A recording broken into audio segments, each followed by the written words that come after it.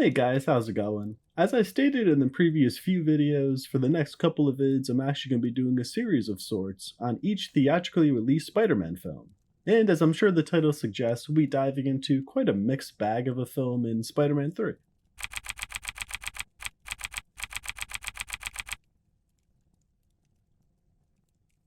Spider-Man 3 definitely had potential, but I think the biggest thing that holds this film back from being great is that there's simply too many villains. Harry eventually becomes Harry's Goblin, and following in his father's footsteps is something that was built up slowly throughout the first and second film in the franchise. But he really should have been the one and only villain in this film. Forcing Spider Man to have to face off against Peter's best friend could have made for a truly emotional and heart wrenching film, if it was given the proper screen time to play out. But instead, we get a weird amnesia plotline that simply serves to put Harry on the back burner for a while so that the Venom and Sandman plotlines can play out. And it really is a shame because there's moments with Harry's Goblin that are quite nice, including when he shows up to help Peter in the final act and his emotional death scene. I think these moments are proof enough that a film entirely focused on Harry Osborn as the villain could have been something great.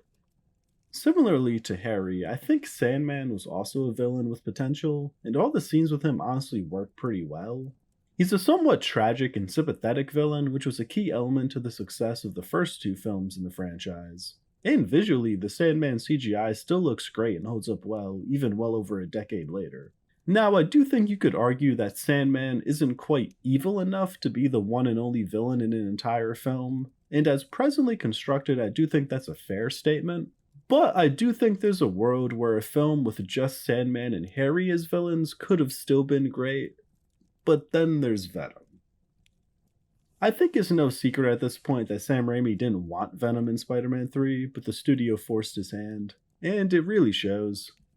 The idea of the black suit and being influenced by the symbiote at its core isn't the worst concept, and it does provide great memes nowadays, but the execution is borderline atrocious. While funny and meme-worthy, the emo Tobey Maguire sequence is truly embarrassing and really took the campiness of the franchise a few steps too far. Also, the way in which Eddie Brock was added into the fold was extremely haphazard and lazy. If you were gonna put in little to no effort into Eddie Brock, it would have made far more sense to just have Harry or Sandman come into contact with the symbiote and become Venom. That way the studio still technically gets Venom in the film, and maybe the whole amnesia plotline could get scrapped and exchanged with the black suit Harry's Goblin plotline. Just a thought. In an effort to talk about some of the positives within this messy film, I can say, save for the emo scenes, Toby is still great as the titular character here. I've always found Maguire's portrayal of the character to be really endearing as he brings that sort of everyday man feel and look to the role. This sort of relatability really helps make Spider-Man a more grounded character, and aids in creating the great duality between Peter Parker and Spider-Man. And that definitely still exists in this movie, with his personal connection to Harry, and the impact that the symbiote has on his personal life. We do still get to see him entertainingly struggle between his two lives. Also, finally having Peter start one of these films actually in a relationship with MJ also aids in this dynamic. In this film, Mary Jane is a struggling but hopeful actor who is chasing the limelight. And while her on-stage career is struggling, she witnesses Peter saving the day and accumulating quite the reputation for his crime-fighting persona as Spider-Man. She naturally develops a feeling of jealousy over this, as Peter is enjoying the fame and recognition that she wishes she had. This dynamic is honestly the most interesting their relationship has been for the entire trilogy, and I think it could have been capitalized on much better. Peter losing himself in the fame could have been a fascinating character arc for him, as in Spider-Man 2 we saw that he at one point quit his Spider-Man persona altogether due to the struggles it created in his personal life. In this film, it could have been interesting to see the opposite unfold, as Spider-Man could have got caught up in the glory of his web-slinging persona and lost what it meant to be Peter Parker. The symbiote/black suit really just depletes the storyline of all its potential. Emo Peter with bangs and eyeliner was just unnecessary, and it further reinforces my belief that removing the Venom/symbiote storyline from this film just makes it better.